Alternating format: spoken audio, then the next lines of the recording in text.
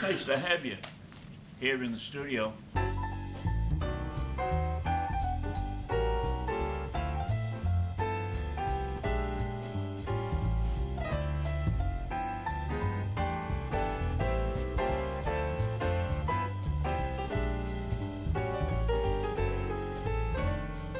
Well, hello, it's Chuck again, and I'm happy to be here. I'm glad you joined me. We're going to do a few little quick paintings for you. I want to show you how I start and how I feel and what I'm going to do. It's rather quick and loose, and that's how I feel today. Quick, loose, and we want a little bit of modified color. We're not going to use an awful lot of colors, but we're going to work on the cool side. And this is what I want. I'll show you my little sketch here of how I feel. Not what I'm looking at, but how I feel. And this is a subject I saw probably 100 times. It's in an old park. Been around.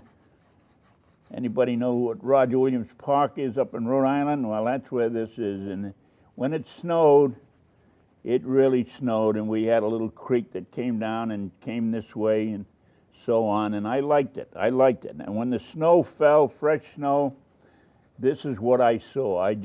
In my mind, I saw these shapes. I'm interested only in shapes right now, shapes and color. I want to know how they affect each other. And so that's what I'm concerned about. And if you'll just bear with me, I'll call out what I'm using, and I'll call out the brush I'm using. But this is my sketch. You see it? Isn't it quite something? I might even stop there. Looks pretty good. Anyway, here we go. You ready? Now, we keep that right there. I'm going to use some blues. I'm going to use the blue side of the palette. I'm going to use a muslin brush. This is a soft hair brush. I've had it for I don't know how long, 10, 15 years. It's been around since Tony brought them out. And actually, it's an old sign painter's brush. I used to use these when I was painting signs years ago. And I'm washing on a background. I'm just putting it on wet. I'm just getting the feeling. I'm feeling the looseness and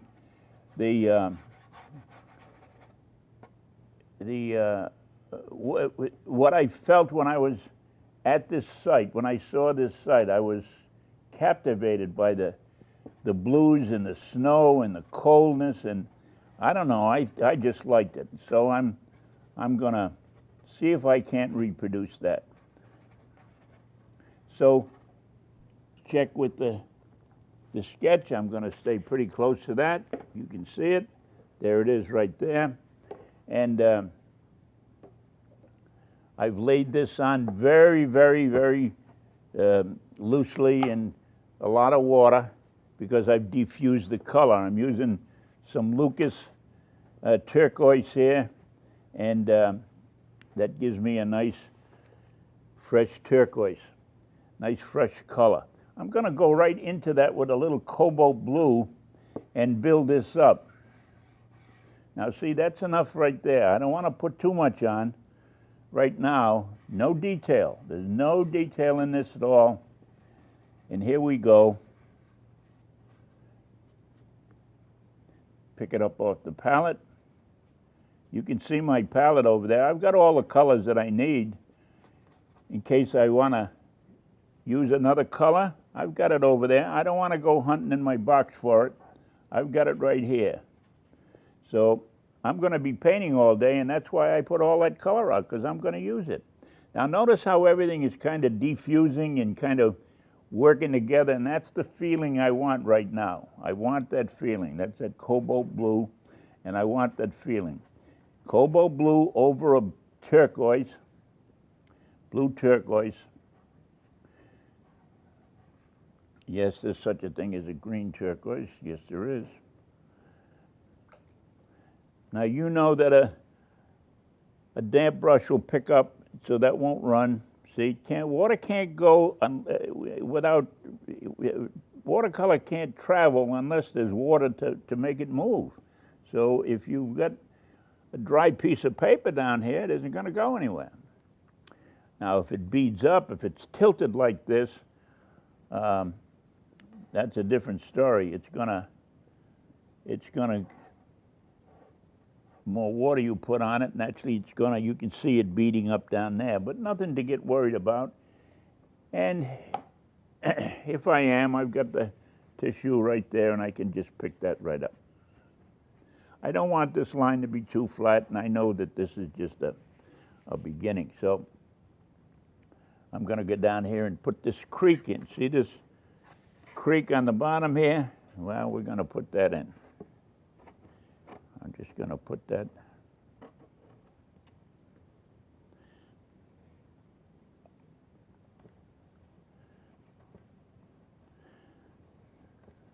And I like that. I like that.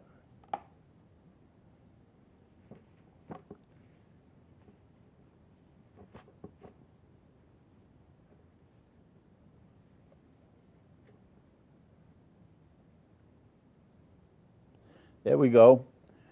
I see this. I could go to a hair dryer and dry that off, but I don't know. I think I'll go with a little, one more color, one more blue, and this will be ultramarine light, ultramarine blue light. And I'm just going to drop it in. Maybe I'll get a little higher up in here, and maybe I will get a little bit more definition, a little bit more weight on the bottom of these shapes. And remember, I'm only thinking about shapes. That's all I'm thinking about, shapes and color and their relationship to one another. Okay? No, there's really no definition at all, but you're beginning to see this take a little shape here. All with this little 1-inch muslin brush. This is not the only brush I use, but believe me, it's a good one. No detail yet. Okay. Now, let's take a look and see let's get something. That's it. Okay, we're all right. I'm happy with that. I'm happy with this too. Okay. Now, whoop, I'm in the wrong bucket. You gotta get in the right bucket, Chuck. Blotter, water, palette, all right next to me. I don't have to reach for anything. I don't have to go hunting for anything. It's all right there. If you're going to paint with this kind of enthusiasm and this kind of speed and this intensity, have everything ready for you. Have everything right there ready. And you'll find that everything will work out better. I'm using Fabriano Artistico. It's an old concern, it's an old company, and it's been around for quite a while. So I like their paper. Arch is good paper, and several others. Kilimanjaro is good paper, and Aquarel is good paper. But now I'm seeing that it won't dry as quickly as I want it to, so I'm going to put more, I'm going to have more pigment than water. The water is already in the paper, and I know that if I go in there with more pigment, even now, it's going to pick up some water. So right now I'm going to just put most of all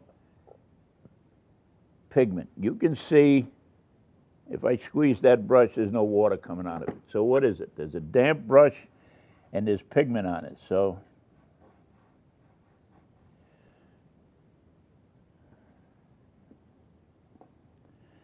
I'm able to get some sort of definition.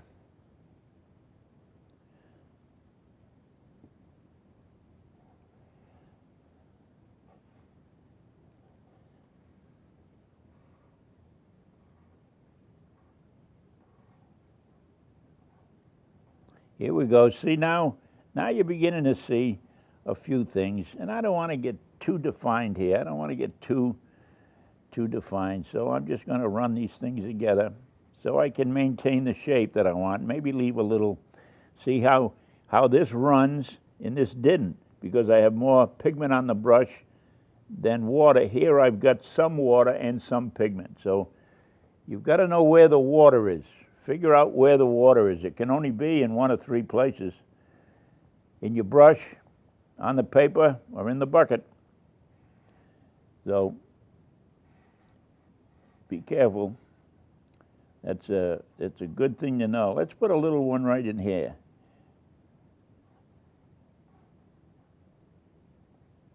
I live in North Carolina, as you know, but we have plenty of spruce and pine trees down here. Well, we have plenty of those up in Rhode Island where I came from. I don't know if the state is still there.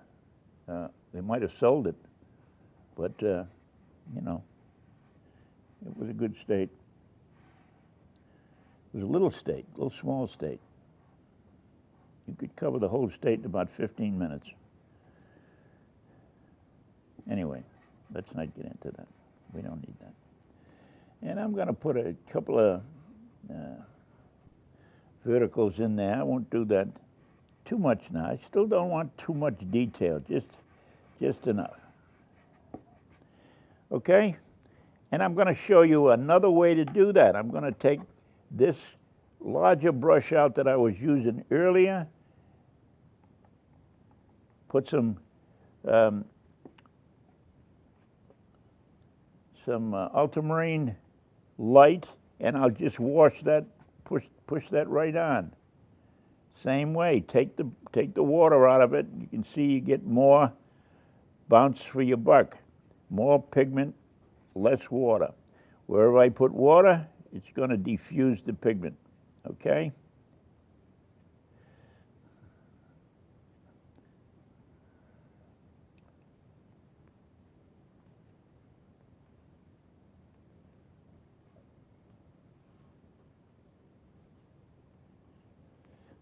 Okay, and so you can see I probably arrived at where I wanted to be with this bigger brush quicker than I did with the smaller one. The smaller the brush, the more picky you get. You know, and I know some of you like to be picky. I used to be picky. I used to be very picky. And I'm not picky anymore. When you get to my age, you're not picky. You don't have time to be picky. Okay? And we're going to darken that up just a little bit later.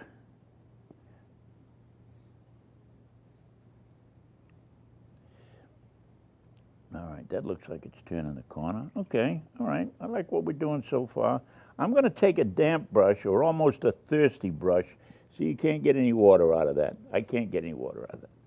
So I'm going to take a kind of a semi-damp brush and just move the edges around, cut those edges off and bring them up.